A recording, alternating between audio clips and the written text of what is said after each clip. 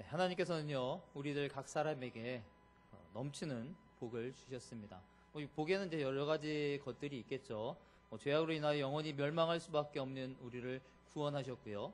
또 그래서 친백성으로 또 자녀로 우리를 삼아주신 분이 바로 하나님이십니다.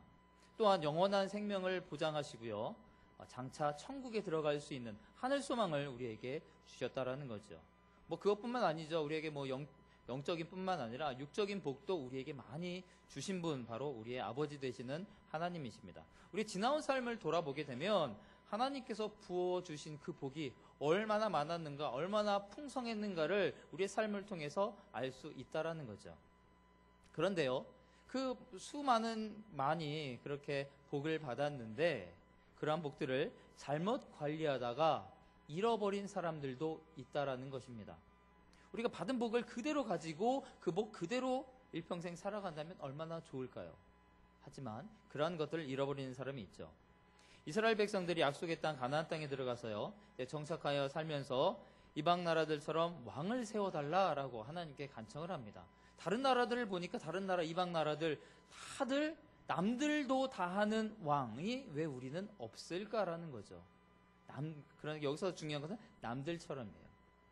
다른 나라들도 왕이 없었다면 이스라엘이 왕을 구하지 않았을 거예요. 그런데 다른 나라들은 다 있는데 왜 우리는 없을까? 사실은 반대로 생각해 보면 그만큼 자신들이 특별하다라는 것을 하나님께 사랑을 받고 있다, 우리만 받고 있다라는 그런 특별한 의식이 있어야 되는데 그게 아니라 다른 사람들과 똑같이 하려는 그러한 것이 있었죠. 그래서 우리들에게도 왕을 주십시오라고 해서 결국 왕이 세워지게 되죠. 이제 초대 왕으로 이제 사울 왕이 세워지게 되는데요. 그런데 그 사울 왕은 자기의 욕심 때문에 이제 하나님의 말씀에 온전히 순종하지 못한 결과로 왕위를 빼앗기게 되는 참 비극적인 일이 그의 삶에서 일어나게 됩니다. 우리 성도들의 삶을 보게 되면요, 우리가 복 받는 것 참 중요해요. 그래서 우리가 받을 복, 우리가 원하는 것, 그러한 것들 하나님께 간구하고 부르짖는 것 너무나 중요하죠. 그런데 그보다 더 중요한 부분이 있어요. 그게 뭐냐면요, 중요한 것은 받은 복을 잃어버리지 않는 것. 그것이 참 더 중요하다라는 거예요. 하나님께서 우리에게 적은 복을 주시더라도 그 복이 계속 온전히 우리에게 끝까지 남아있다면 그 복이 쌓이고 쌓여서 이제 큰 복이 될 수 있는데요. 반대로 하나님께서 아무리 우리에게 큰 복을, 많은 복을 부어주신다고 해도 그것을 받는 족족 잃어버린다면 아무리 큰 것 부어둬도 소용이 없다라는 거죠. 옛말에 그 말 있죠. 밑 빠진 독에 물 붓기라는 말. 아무리 부어도 나가는 구멍이 있으면 그것을 막아야 된다라는 거예요. 막지 않으면 아무리 물을 부어도, 열심히 부어도 채워지지 않는다라는 거죠.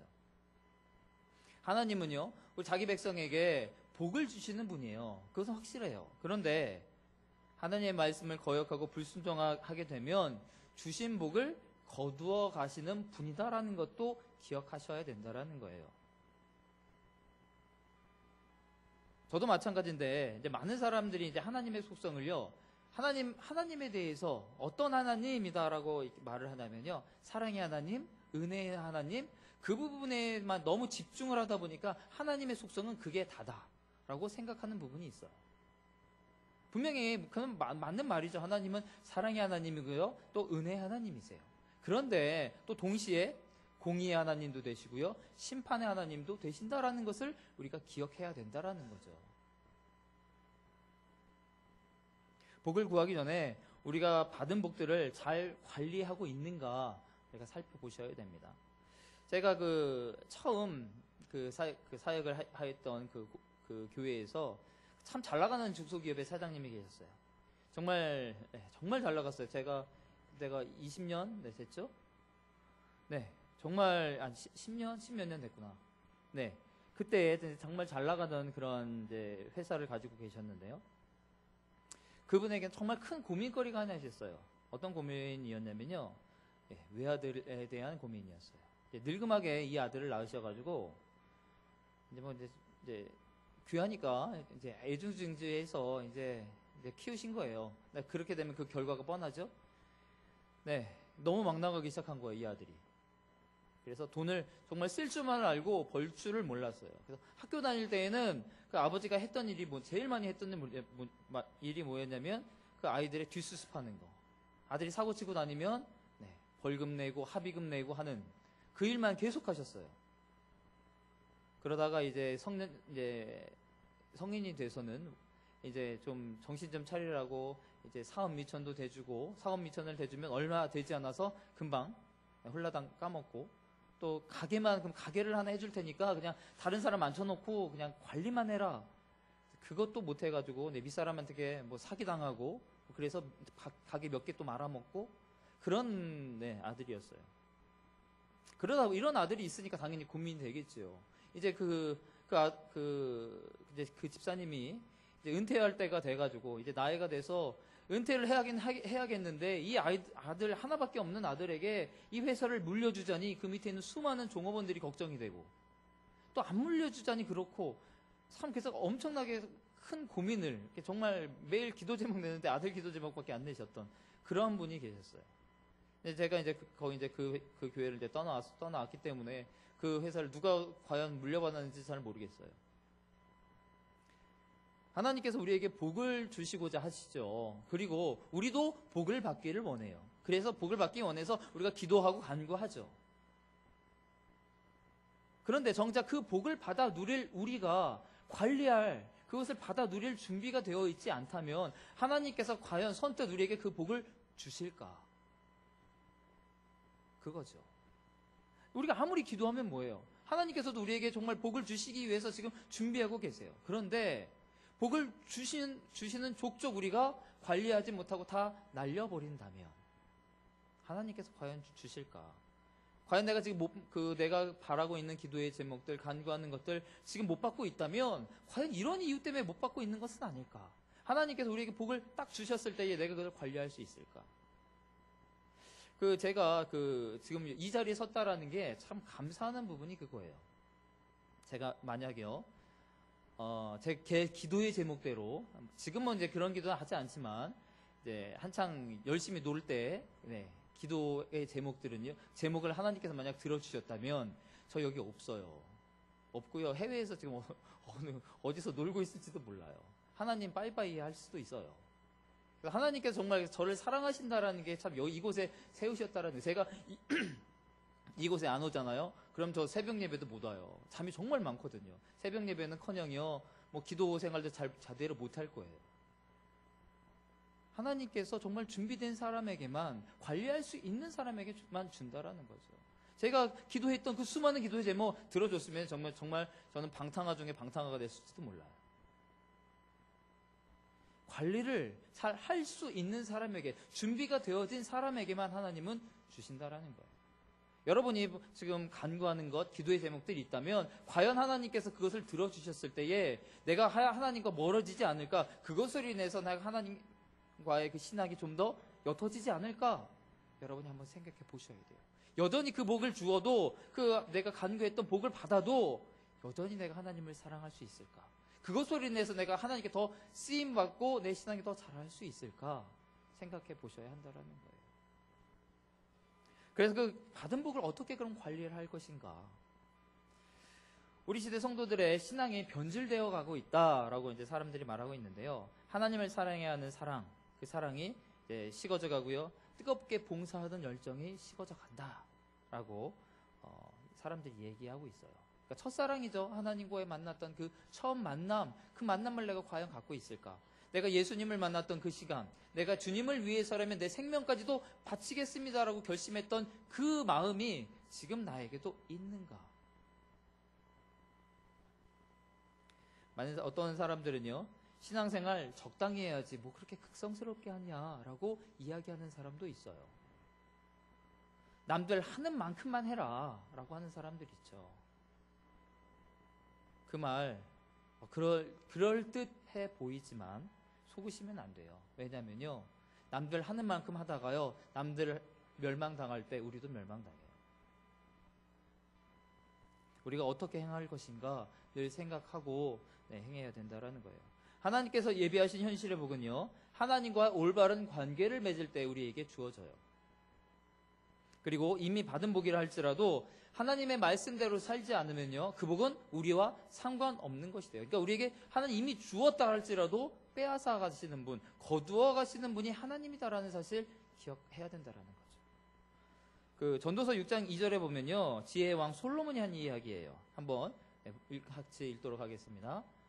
어떤 사람은 그의 영혼이 바라는 모든 소원에 부족함이 없어 재물과 부여와 존귀를 하나님께 받았으나 하나님께서 그가 그것을 누리도록 허락하지 아니하셨으므로 다른 사람이 누리나니 이것도 헛되어 악한 병이로다.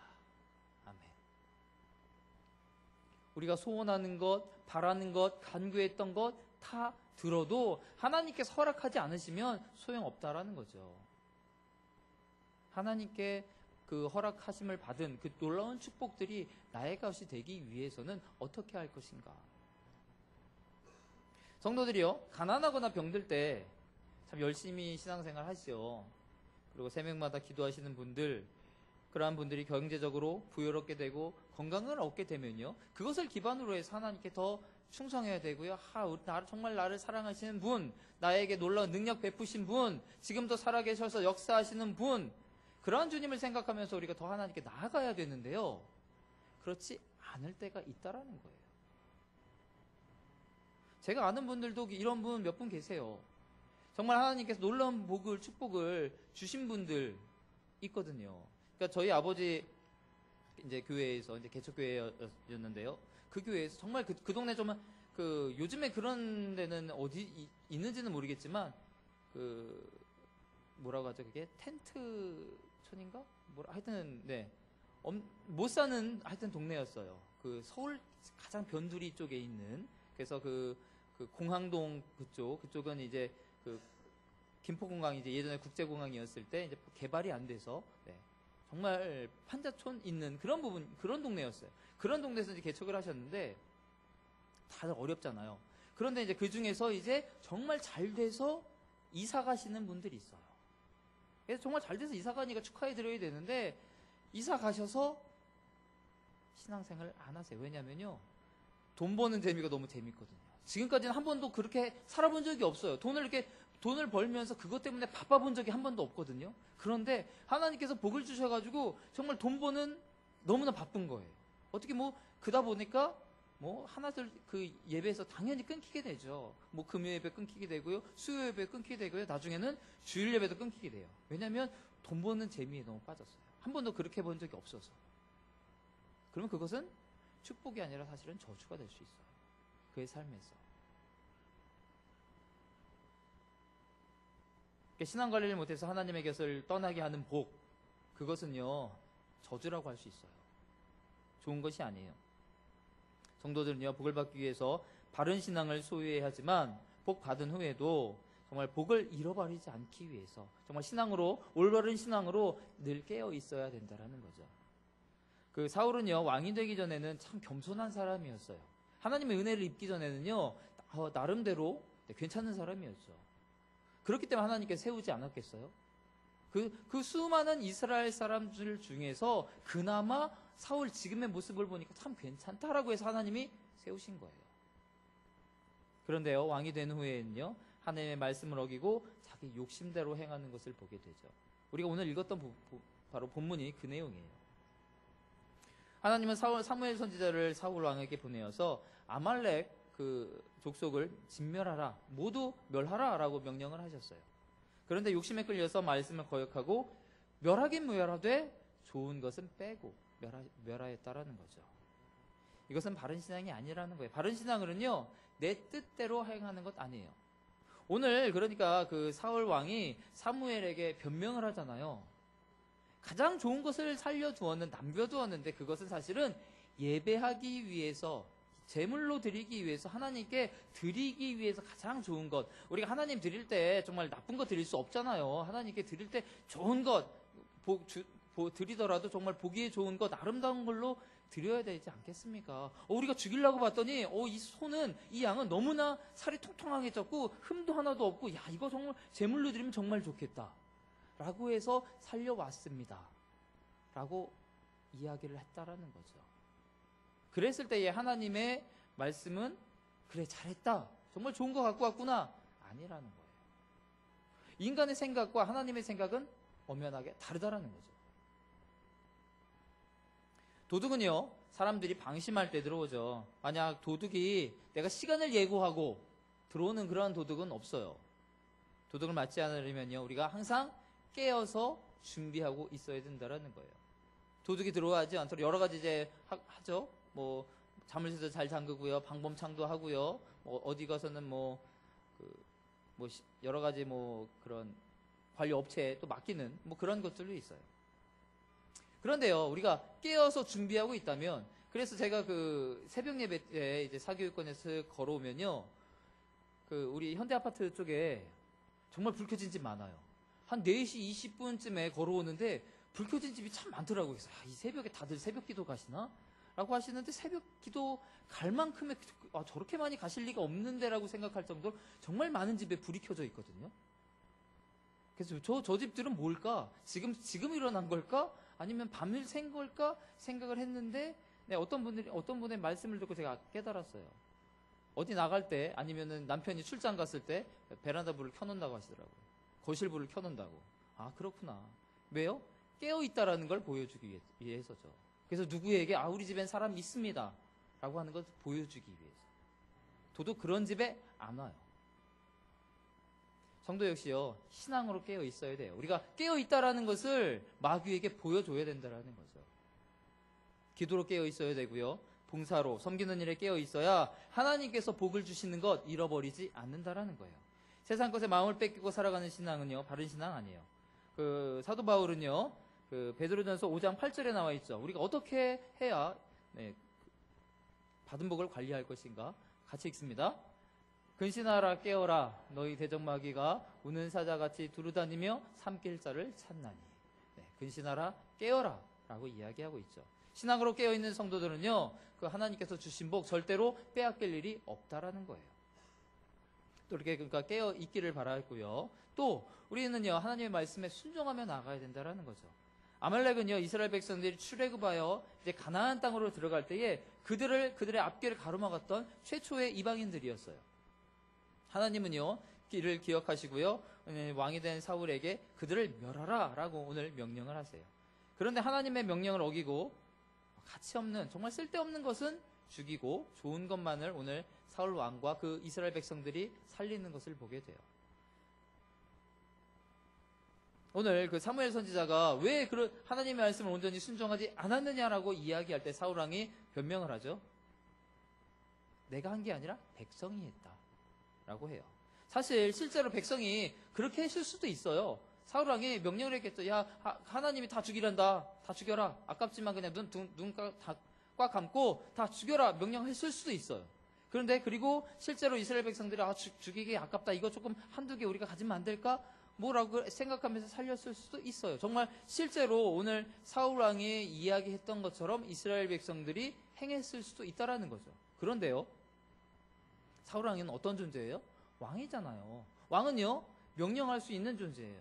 그들이 실제로 그렇게 좋은 것들을 살려왔다면 왕으로서 명령할 수 있어야 된다는 거죠. 하나님의 말씀은 우리의 생각은, 우리의 계산은 이렇게 이러이러한데 그래서 좋은 것 좀 살려두면 좋겠지만 하나님께서 그렇게 말씀하셨으니까 그냥 눈 딱 감고 죽여라 라고 명령했어야 돼요. 근데 그렇게 하지 않았다라는 거죠. 실제로 사울 왕이 그렇게 했는지 아니면 백성들이 그렇게 했는지는 몰라요. 하지만 누군가가 그렇게 했죠. 이에 대해서 사무엘은 22절에 말하죠. 순종이 제사보다 낫고 듣는 것이 순양의 기름보다 낫다라고 이야기하고 있어요. 순종은요, 하나님께서 자기 백성된 성도들에게 요구하시는 가장 중요한 덕목이에요. 어떤 말씀에 대해서 부분적으로 순종한다라는 것, 그것은 아예 안 하는 것과 같아요. 그러니까 요 조금은 말 듣고 요거는 안 듣는 것 아니라는 거예요. 그것은 결론적으로 다 안 들은 것과 같아요. 그러니까 요 조그만 부분과 큰 부분, 그 부분에 있어서 우리가 어떤 것을 정말 어떻게 하나님의 말씀에 순종해야 할 것인가를 생각해 봐야 돼요. 그러니까 내가 지금 99개는 들었으니까 1개 정도는 괜찮아 라고 내버려 둔다면 그 작은 1개가요, 하나님의 말씀을 거역하는 것이 된다라는 거죠. 요즘 지금 우리 민숙이 큐티를 하고 있는데요. 그 하나님께서 이스라엘 백성에게 명령하실 때에 그 가나안 족속을 온전히 멸하라고 말씀하시거든요. 그들을 다 온전히 쫓아내라라고 말씀을 해요. 그렇지 않으면 그것들이 남김이 되어서 너희의 가시가 되고 너희를 찌르는 것이 될 것이다 라고 하나님께서 말씀하셨거든요. 그리고 실제로요, 이스라엘 백성을 괴롭혔던 그 민족들, 그들로 또 우상을 섬기게 했던 민족이 이스라엘 백성들이 쫓아내지 못했던, 이제 거의 다 쫓아냈으니까 요 정도는 괜찮아, 요 정도 가나안 주민은 괜찮아 라고 남겨뒀던 그들로 인해서 실제로 가시가 되고요, 그들을 찌르는 것이 되고요, 그들의 우상이 이스라엘에게 넘어와서 이스라엘이 멸망하게 되는 길이 된다는 거죠. 그러니까 이스라엘 백성들은 그렇게 생각했을 거예요. 이 정도 쫓아냈으면 요거는 괜찮겠지, 요 정도는 괜찮을 거야. 그것은 불순종이라는 거예요. 99개를 순종했지만 하나를 순종하지 않아서 이스라엘이 멸망한 것 마찬가지예요. 사울도 분명히 멸했어요. 하나님의 말씀을 듣긴 했어요. 하지만 다른 부분을 안 했기 때문에 오늘 사무엘은 너는 불순종했다라고 이야기하고 있다라는 거죠. 그리고 우리가 하나님의 말씀에 순종한다라는 것은요, 내 생각이 아니라, 그리고 우리가 어떤 것은 골라서 이거는 괜찮네, 이것은 순종할 만하네 하고 순종하는 것이 아니라, 이거는 내가 봐도 좀 아닌 것 같은데 해도 하나님의 말씀이라면요, 따르는 것, 그것이 바로 순종이라는 거예요. 내 계산과 이성을 따르면요, 그건 순종이 아니에요. 그건 내 생각이 되고요, 내 계산이 돼요. 당연히 내가 할 만하니까 하는 것, 그게 무슨 하나님의 명령에 순종하는 거예요. 내 계산이죠. 내 생각이죠. 하나님의 명령이라고 하는 것은요, 내가 정말 말도 안 된다라고 생각하는 것일지라도 명령이기 때문에 따르는 것이 명령이에요. 그게 순종이라는 거죠. 핑계가 나와서는 안 된다라는 거예요. 이성으로 이해되지 않더라도 내 아멘으로 따르는 것, 그것이 바로 하나님께서 요구하시는 순종이라는 거죠. 하나님은 순종하는 성도들에게 복을 주시고요, 그 복을 계속해서 간직할 수 있도록, 유지할 수 있도록, 관리할 수 있도록 하신다라는 거죠. 하나님께서는 아브라함을 부르시고요, 본토 친척 아비집을 떠나서 지시할 땅으로 가라라고 하셨을 때에 이제 히브리서 11장 8절에 그 이야기가 나오는데요. 같이 한번 읽어볼까요? 믿음으로 아브라함은 부르심을 받았을 때에 순종하여 장래 유업으로 받을 땅에 나아갈새 갈 바를 알지 못하고 나아갔으며, 여기서 중요한 것은 갈 바를 알지 못하고 나아갔다라는 말이에요. 이 말은요, 계산 안 했다라는 소리예요. 생각 안 했다라는 거죠. 여러분이 과연 이 명령을 받으시면 하실 수 있겠어요? 저는요, 정말 하나님께서 그 재림에 대한 그 소망이 있는데, 어느 때 가장 큰 소망이냐면 이사 때예요. 정말 이사가 정말 세상에서 제일 싫어요, 저는.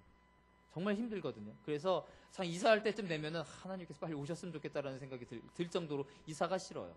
그런데 오늘 아브라함은요, 이사를 가되 모르는 곳으로 가는 거예요. 어딘지도 몰라요. 그냥 무조건 짐만 싸는 거예요. 그리고 하나님께서 짐 싸면 명령하신다라는 거죠. 이것 쉽지 않아요. 그런데요, 따른다라는 거죠. 이게 바로 순종이다라고 오늘 성경에서는 이야기하고 있어요. 순종이 과연 무엇이냐? 갈 바를 몰라도 하나님께서 명령하면 가는 것, 그것이 순종이다라는 거예요. 하나님 어디로 갈까요? 어떻게 가면 되죠? 물어보는 것은 순종이 아니라는 거예요. 오늘 아브라함이 믿음의 조상으로 인정받을 수 있었던 것이 바로 여기에 있다라는 거죠. 우리나라 최초의 선교사, 언더우드 아시죠? 언더우드 선교사. 이 언더우드 선교사님은요, 원래 우리나라로 올 사람이 아니었어요. 사실은 이분이 계획했던 선교지는 인도였어요. 그 당시에 인도가 선교지로 막 부흥하고 있었거든요. 막 떠오르는 별이었어요. 그러다 보니까 한국은 어디 있는지도 모르는 그런 상황이어서 이제 인도로 가려고 이제 준비를 하고 있었어요. 그런데 그래서 이제 한국에도 이제 전도할 수 있다라는 이제 말이 들려서 이제 자기가 거기를 가려고 해요. 그래서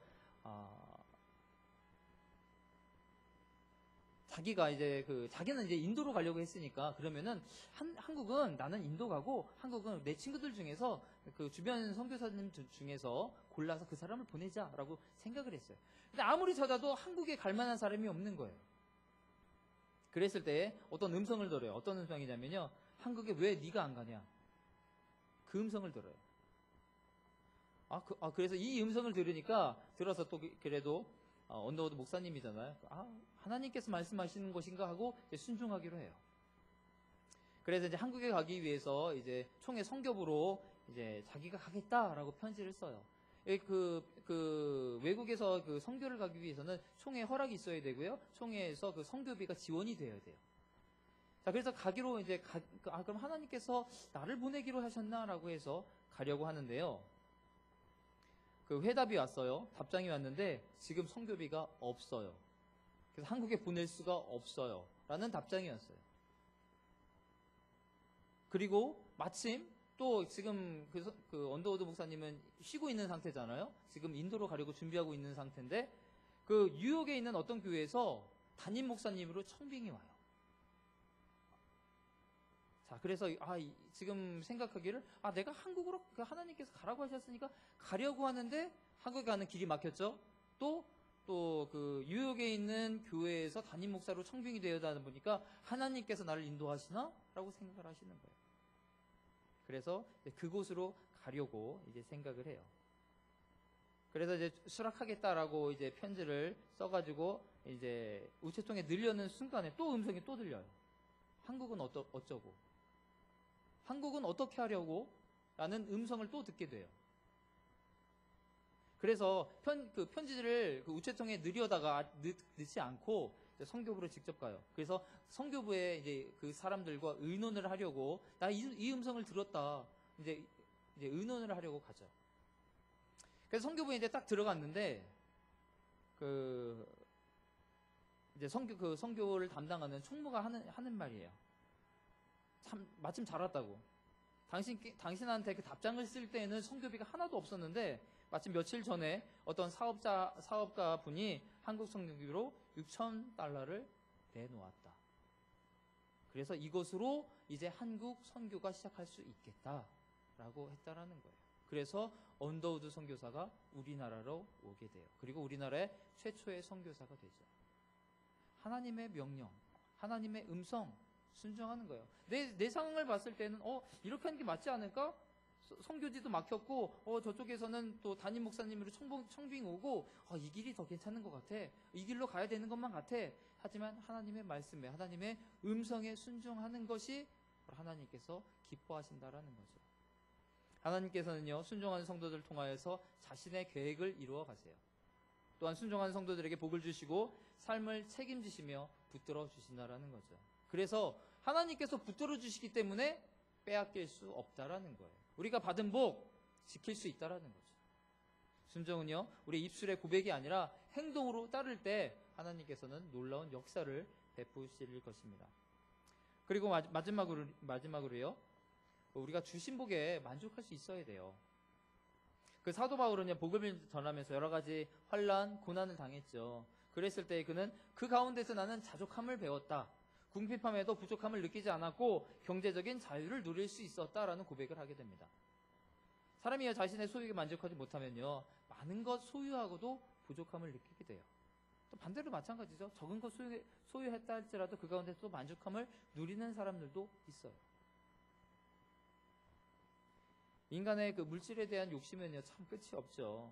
사람들은요 분에 넘치는 소유욕 때문에 하나님의 말씀을 어기게 되고 그것으로 죄악의 그 수렁에 빠져나오게 되는 것을 보게 돼요. 그것으로 인해서 받았던 복까지도 같이 빼앗기게 되는 것이죠. 성경은 인간의 탐욕을 이야기하면서요 디모데전서 6장 10절입니다. 정말 잘 알고 있는 거죠. 같이 읽습니다. 돈을 사랑함이 일만하게 뿌리가 되나니 이것을 탐내는 자들은 미혹을 받아 믿음에서 떠나 많은 근심으로써 자기를 찔렀도다. 아멘. 한 장 더 볼까요? 야고보서 1장 15절입니다. 죄를 낳고 죄가 장성한 즉 사망을 낳으니라. 욕심은 화를 자초하고요 더 많은 것을 얻기 위해서 법을 어기고요 남을 속이고요 남을 힘들게 하는 그런 가운데 있습니다. 이러한 부류의 사람들은 참 많은 곳에서 보게 돼요. 그런데요, 그러니까 하나님을 모르는 사람은요, 당연히 세상의 것, 세상의 물질, 그 보이는 것이 전부기 때문에 그렇게 할 수 있어요. 왜냐하면 삶의 목적이거든요. 그것이 삶의 전부거든요. 그러니까 그것을 얻기 위해서는 최선을 다해야 되고요. 뭐 다른 수단과 방법을 가리지 않을 수 있어요. 왜냐하면 목적이 그거니까요. 그런데 중요한 것은요, 예수님을 믿는다는 사람들, 하나님의 자녀라고 하는 사람들도 이들과 똑같이 행한다면 문제가 있다라는 거죠. 그래서 세상 사람들로부터 예수님 믿는 사람들이 도적질도 참 잘하더라, 거짓말도 참 잘하더라, 사기도 잘 치더라, 이 말을 들으면 참 가슴이 아프다라는 거죠. 사실은 우리 그리스도인들은 그 사람들보다 더 착해요, 사실은. 그럼에도 불구하고 그 사람들이 정해놓은 기준이 있거든요. 우리가 예수님을, 그 사람들이 예수님 믿는 사람에 대해서 손가락질을 하고 욕을 하는 이유는 뭐냐면요, 그 사람들이 놓은 예수님 믿은 사람이라면 이렇게 살아야 되라고 하는 선이 있어요. 그 선은요, 자기들의 도덕보다 높아요. 그러니까 예수님 믿는 사람들은 우리랑 똑같으면 안 되라는 생각이 있다라는 거죠. 그러니까 자기들이랑 똑같이 행해요. 여러분 절이나 절에 다니시는 분 그런 말 들어보셨어요? 그러니까 세상 사람들이 예수님 믿는 것들이 더해라고 하죠. 근데 뭐 부처 믿는 것들이 더해라는 말 들어보셨어요? 안 들어보셨죠? 마리아 믿는 것들이 더해 들어보셨어요? 없어요. 뭐 정명석 믿는 것들이 더해 했어요? 들어요? 그럼 없어요. 예수이죠, 예수. 왜냐면요, 예수 믿는 사람들이 그 선이 있거든요. 그 사람들도 안다라는 거예요. 예수님 믿는 사람들은 저 선을 넘으면 안 되라는 거죠. 그런데 그 선을 넘으면 문제가 된다라는 거예요. 그러니까 예수님 알지 못하는, 예수님 믿지 않는 사람도 알고 있는 그 선, 우리가 넘느냐 이거죠.